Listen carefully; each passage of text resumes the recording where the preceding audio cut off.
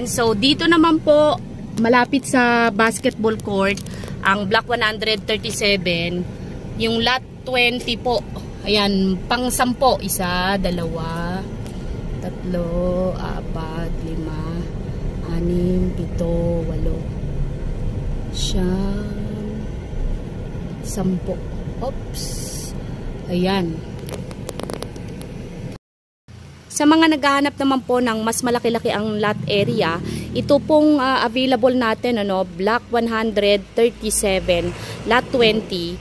Ito po ay end unit. So, kung mapapansin po ninyo, meron pong space sa pagitan po ng units na ito, which is paghahatian po, no. So, ito ay nasa 54 square meters. Ito po yung available natin, no.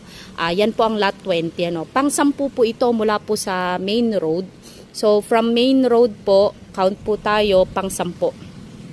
So, dito po, meron pa po kayong 2 metrong extra, extra lot dito. So, pwede nyo po yung, tawag dito, i-maximize po, by, lalagyan ng bakod, ganyan. So, pwede nyo pa po yung mas mapalaki yung unit po natin, So, ito po, again, ay end unit, 54 square meters. So, nasa magkano po ba itong unit na ito dito po sa Sonoma Residences? Ang presyo po natin na ito ay magmamonthly po kayo ng 18,000 sa loob ng 20 months. Pwede nyo rin naman po itong bayaran within 13 months, mas maiksi. Ay pwede rin naman po, And then sa Pag-ibig ay 10,000 monthly amortization po ito. Again, ang lote po natin ay 54 square meters lot area and 44 square meters floor area. So, meron pa po kayong extra lot dito sa harapan. So, kung medyo mas mahaba-haba po yung harap nyo dahil nga 2 metro pa po yung gilid natin. So, mas malaki po yung pwede nating yung potential na maging ma-maximize natin yung area. So, mas malaki po yung magiging kabuuan ng ating unit later on. So, again, mula po sa main road, ayan yung nakita nyo po yung tricycle na yan, yan po ang main road natin. And then, nandyan lang po yung basketball court. Ito po ay block 137, lot 20.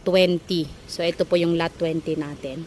Ang project po natin na ito ay located dito po sa Sonoma Residences, dito po sa Barangay Santa Cruz, Santa Maria, Bulacan. So, kung mapapansin po ninyo, constructed na po ang unit natin, kaya naman po mas mabilis po ang turnover nito. So, meron na din po tayong mga poste ng Meralco. So, hihintayin na lang po natin yung installation ng Meralco dito sa area po natin na ito.